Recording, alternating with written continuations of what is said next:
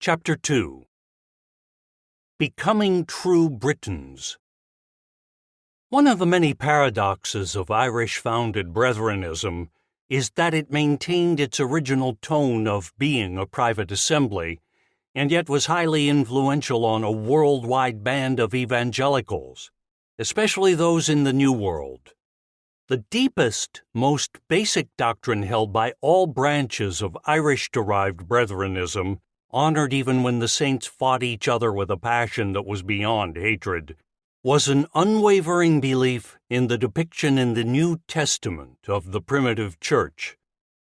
This faith was both an assertion of the Scriptures being a literal and accurate historical report of the earliest actions and social configuration of post-ascension believers, and also was a modeling imperative. The earliest Christian church was a series of local assemblies, and that was the form to be followed. Private spiritual parties, fluid at first, but eventually long-lasting and stable. Within Brethranism, the most memorable of these social formations were parties, literally residential house parties, held annually in Wicklow and South County Dublin from 1831 through 1836.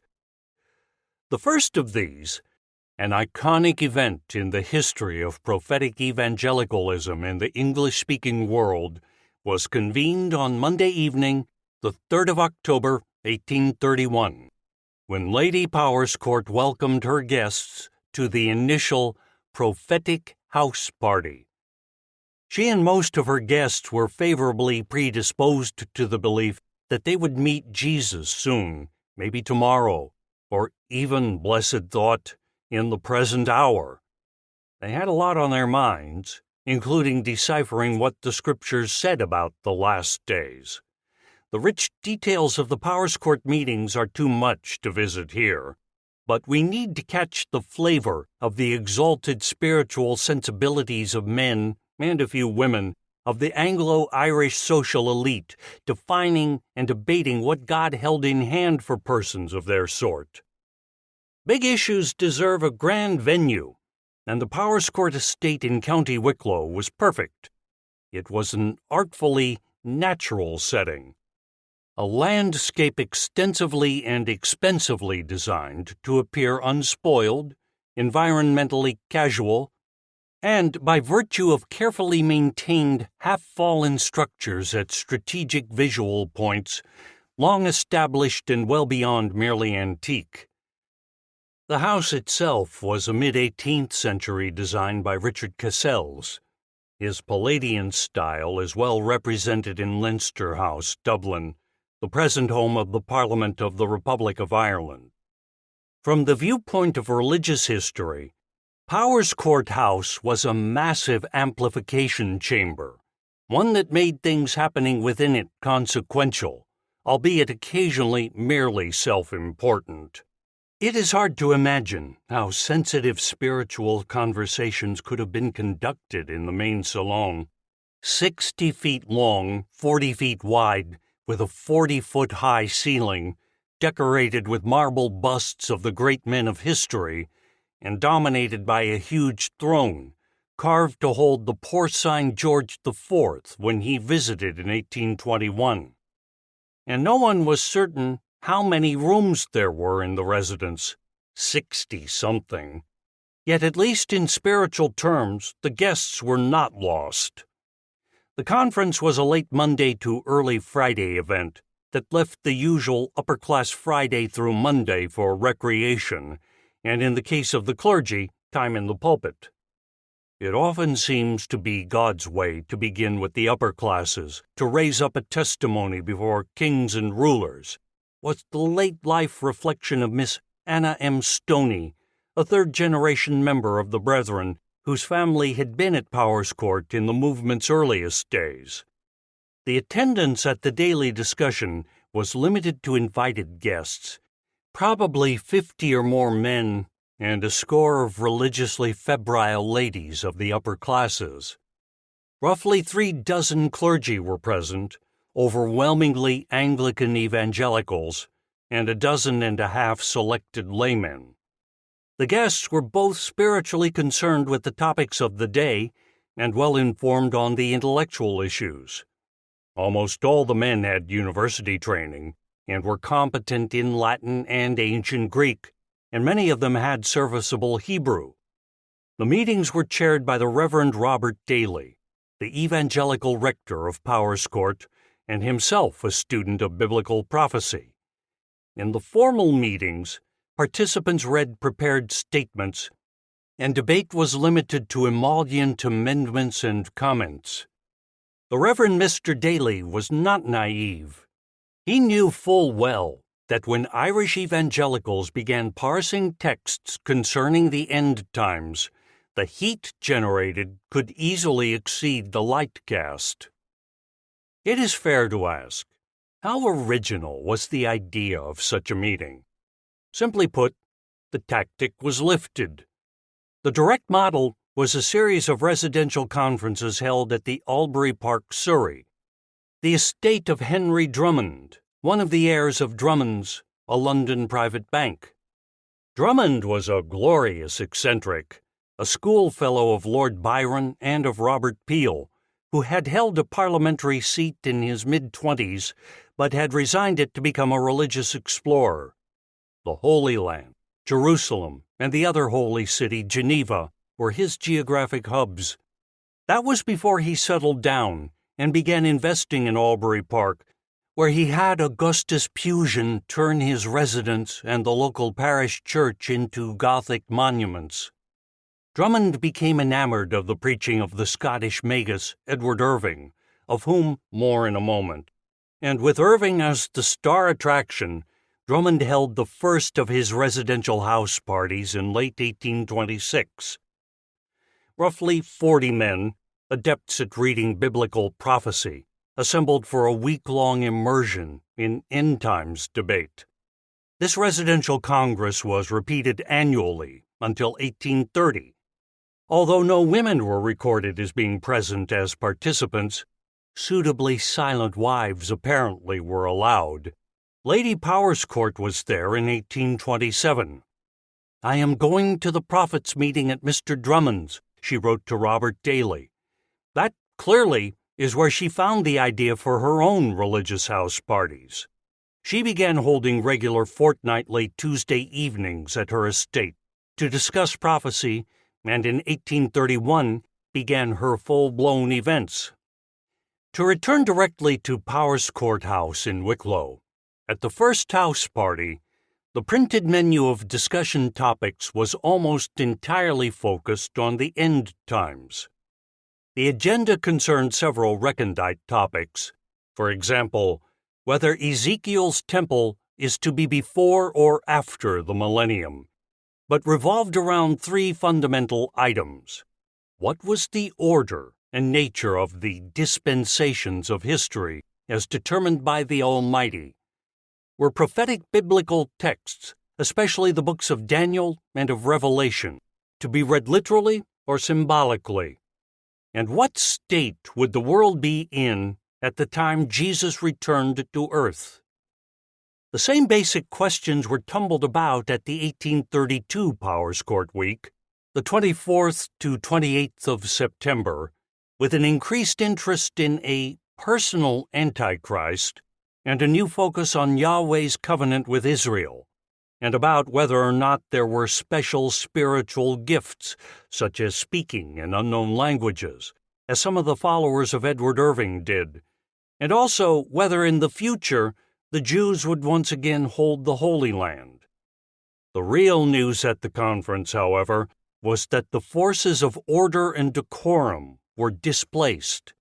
The Reverend Robert Daly took the chair, but could not enforce the previous year's dictum that discussion should be based on formally presented papers and that debate should be genteel and non-confrontational. John Nelson Darby was the new disruptive force and the loudest voice in the room. Debate became very heated. Robert Daly lost control. The Powerscourt meeting of 1832 was no longer a decorous house party for the spiritually concerned. Daly, As stalwart and evangelical as could be found in the Church of Ireland, he was a veteran of the Second Reformation of the 1820s, when stand-up shouting matches with crowds of Catholic laypersons and the clergy were part of the experience of keen evangelicals, was hooted down at Powers Court in 1832, if not literally, certainly in spirit. As a parish clergyman, Daly had a fatherly view of his flock, and while agreeing that biblical prophecy was a source of profound truth, he worried that pulpit discussion of the contested details would unsettle the ordinary parishioner, which makes me feel extremely anxious on this point to ask myself what is my duty, and the duty of any minister of God with respect to introducing this subject, however interesting, into ordinary pulpit instruction. More than that, Daly could not abide the fighting over the finer points of prophecy that now took place within the confines of Powers Court House among the adepts. On the final Friday of the 1832 meeting, he gave an address that was his farewell to the emerging brethren apocalypticism. There have been great differences of opinion upon what appear to be fundamental points of doctrine, he sorrowfully noted, and then he quit, broken, leaving not only the chair of the Powers Court debates, but the entire scene. I earnestly desire to ask that all should remember me as a Christian friend, and especially where they think I have erred, that they should ask the Lord to lead me into all truth. That was a thoroughly dignified withdrawal from the prophetic vortex, but within his heart, Robert Daly was wounded and anguished. For myself, I never felt so much to say, "Oh, that I had the wings of a dove, that I might flee away and be at rest." Thus, the autumn of 1832 was a major early inflection point in the history of what eventually became known as Dispensationalism. The warmest evangelical clerical leader in the Anglican Church in Ireland gave up on partnering with the emergent brethren, and without Robert Daly's cover, the Church and Brethrenism went their separate ways. At the same time, John Nelson Darby became a leading figure, not yet dominant, among the saints. Prophecy clearly was not a recreational pastime. Yet neither was it an unusual preoccupation within the Christian tradition.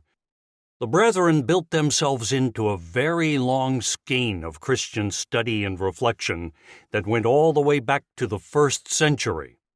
Effectively, they assigned themselves the task, similar to that of a constitutional lawyer who is deputed to interpret the meaning of a difficult original document, of saying what biblical prophecy meant when it was written, and then what its meaning is in the immediate modern context. Because early Christians took over the Tanakh as being their own Old Testament, a number of overtly prophetic texts were melded into the Christian Holy Book, and there are myriad prophetic streamers in the New Testament that pick up the vocabulary and images of the Hebrew text. There's a lot to work with. Nevertheless, the center, the tiny, dense nucleus of Christian prophecy, consists of 2 sentences in the New Testament provided by Jesus of Nazareth and by Paul of Tarsus. The whole solar system of prophecy revolves around them. In the Gospel of Mark, Jesus talks of the Son of Man coming in power to earth from the heavens. Usually, this is taken as being a reference to himself as the Son of Man. But even if it were to some cosmic figure, it still is a prophecy, and one about the end of time. Verily I say unto you, that this generation shall not pass till all these things be done. King James Version, Mark chapter 13, verse 30, doubled in Matthew chapter 24, verse 34, and Luke chapter 21, verse 32. Emphasis added. Paul of Tarsus, in his first letter to the Thessalonians, taken by most modern scholars to be the first of the 7 authentic letters of Paul, written before 50 CE, and thus the earliest book in the New Testament for which we have a full copy, deals with a matter that is upsetting one of his flocks. They know that Jesus died, but have faith that he will be coming again. Yet, what about those who are already dead? Have they lost out forever on the kingdom of God? No, Paul tells them, Jesus will descend from heaven, and first the dead in Christ shall rise, and then we which are alive and remain shall be caught up together with them in the clouds to meet the Lord in the air. King James Version, 1 Thessalonians chapter 4, verse 17, emphasis added. The problem here is unavoidable. Jesus and his prime witness Paul got it wrong. Nevertheless, the coming soon prophecy was so robust, so memorable, so central to earliest Christianity that it had to be preserved, for every believer knew of it. That the leaders of the embryonic Christian faith recognized the great thumping error in the teaching of their founding rabbi and of his first great missionary is demonstrable. They collected and curated a bundle of texts that preserved to their satisfaction Jesus' acts and sayings and those of the primitive church. Their behavior makes a simple and unavoidable probative case. If they really believed that Jesus' return was imminent, then there was no need for their creation of the New Testament. I suspect that Dermot McCulloch is right when he speculates.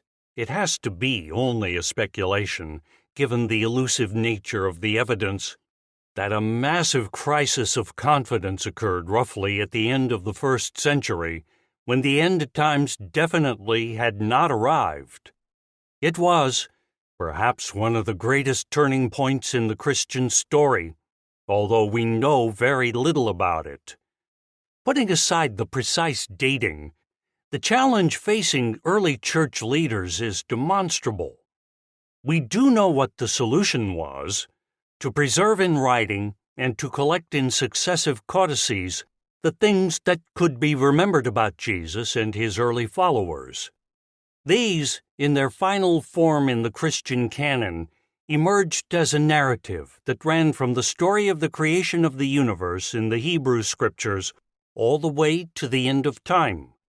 Someplace in the middle was Jesus and his inaccurate prophecy, now embedded in a set of texts that made his life the salvific pivot of human history and opened his teaching about the coming kingdom of God to dual-level exegesis.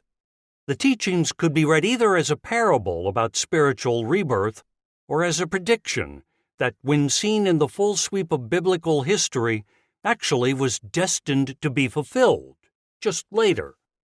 Absolutely necessary to the success of the Christian canon was the crediting and assimilation of the Hebrew Scriptures, because in several of their ancient texts, for example Isaiah, Malachi, and the paradigmatic book of Daniel, the counterpart of Revelation, the Tanakh contained prophetic texts that showed how predictions of future events could be articulated and spiritualized.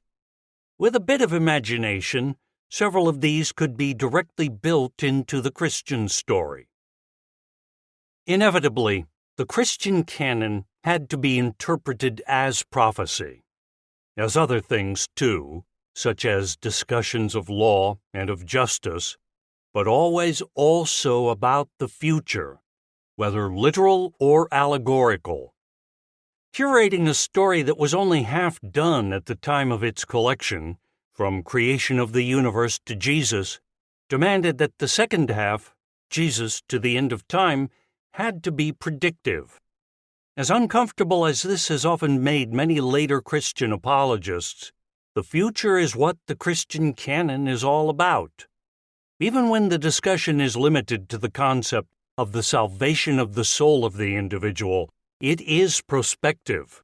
Salvation is about where one will be spending the future. Thus, when the brethren, squabbling among themselves in a big house in the County Wicklow countryside, set about explaining what the future would be, they were reenacting and continuing one of the most consequential of formative Christian debates.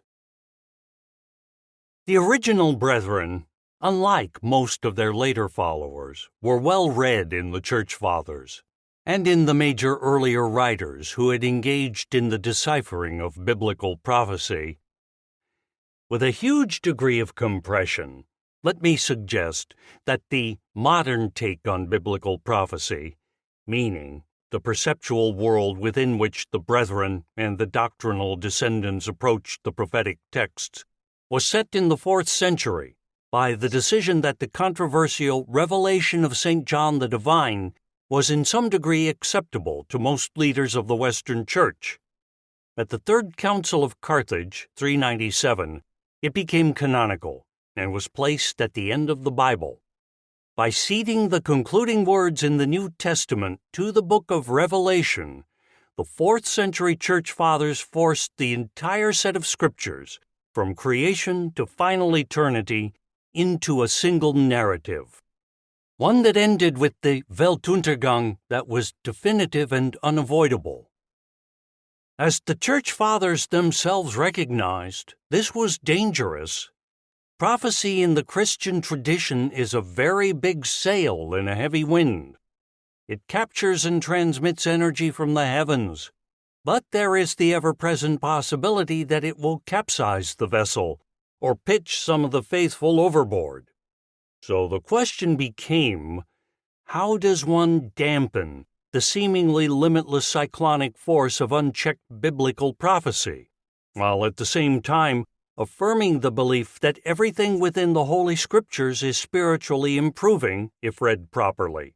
Or otherwise stated, how does one build a containment vessel around the book of Revelation, the text that turns the entire Bible, both the Old and the New Testaments, into an apocalyptic narrative? The classic and humblingly brilliant answer was provided by Augustine, 354 to 430, Bishop of Hippo in North Africa. Augustine was scarred by Rome's fall to Vandal invaders in the year 410.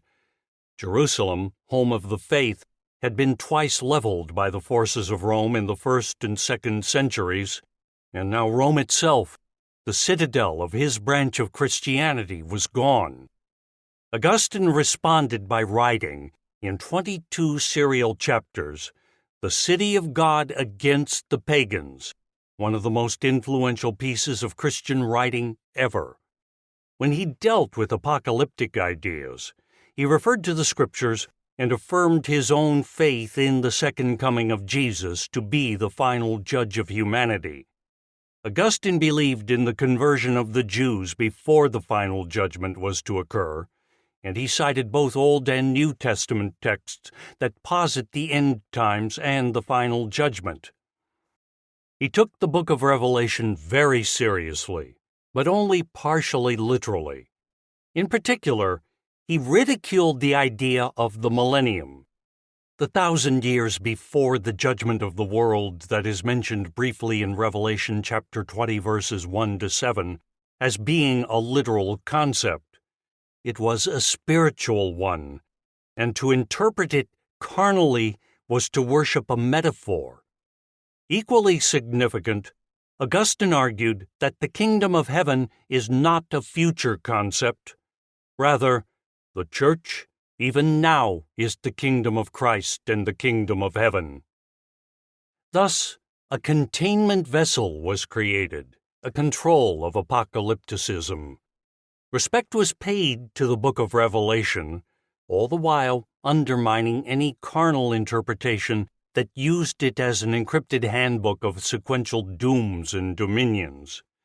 With the exception of occasional local apocalyptic spasms, the Augustine clamp was effective within the Western Church for roughly and appropriately a millennium, from 500 to 1500.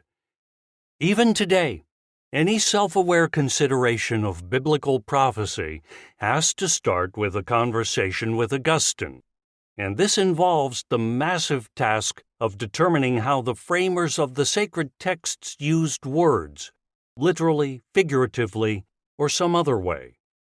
Concerning the background consciousness of the early brethren, they were fully conscious of the Augustine tradition and rejected it.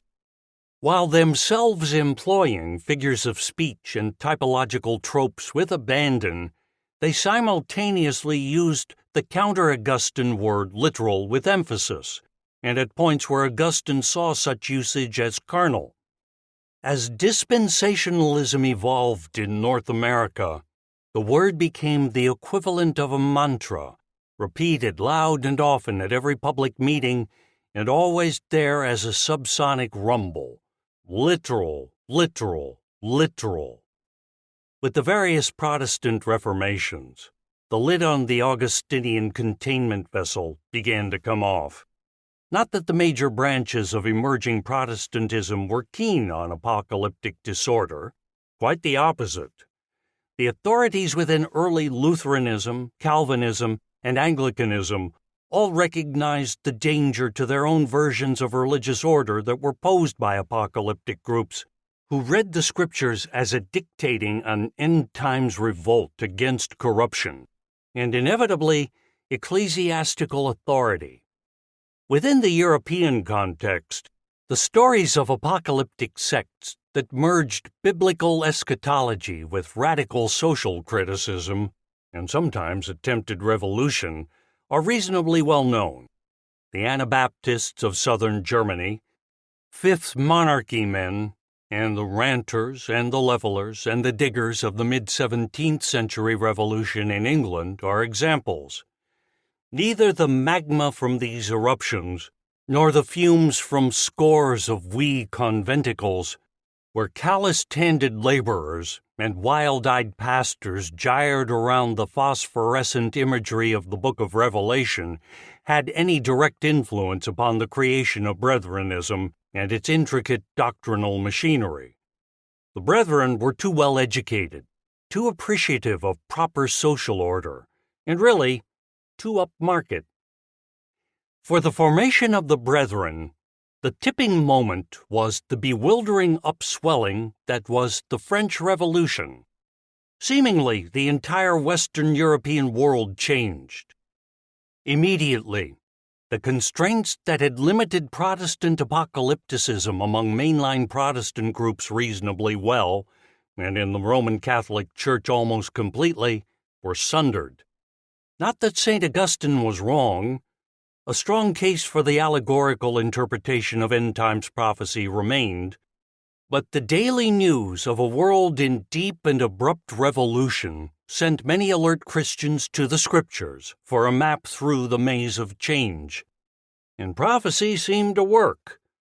The books of Daniel and Revelation were read alongside screaming news sheets, and frequently the wars in Europe and the battles described in the Bible were merged into a menacing eschaton.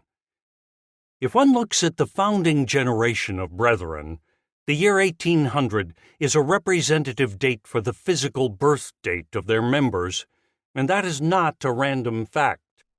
Most of the earlies missed the initial apocalyptic shudders of the 1790s, including the failed Republican French invasions of Ireland in 1796 and 1798, and the sectarian war in southeastern Ireland in 1798.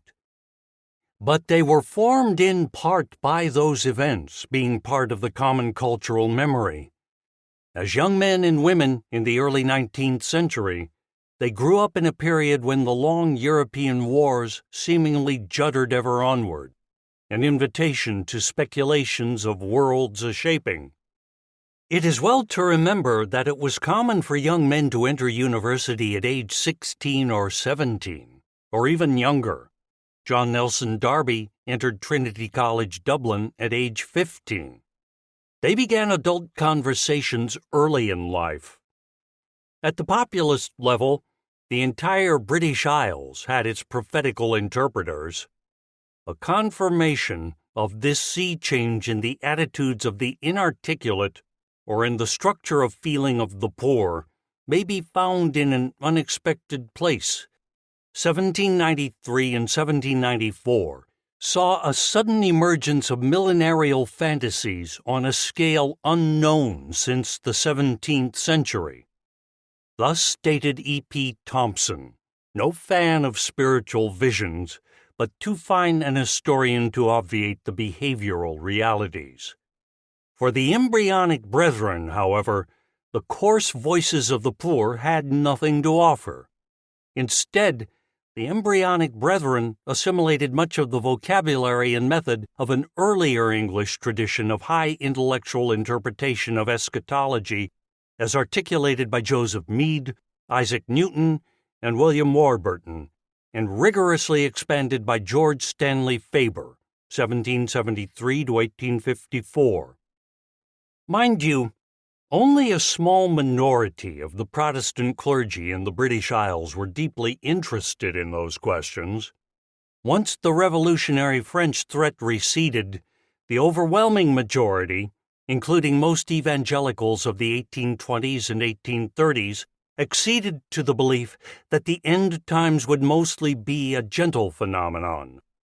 The approach of the last days would be characterized by a continual improvement in human society in terms of both social justice and amity and in conversions to Christianity, until finally Jesus' return and the divine final judgment would occur. The return of Jesus and the great judgment were usually lumped together, and the return of Jesus was left as a big but totally blurred event, real, certainly, but not describable in the vocabulary of the literal physical world.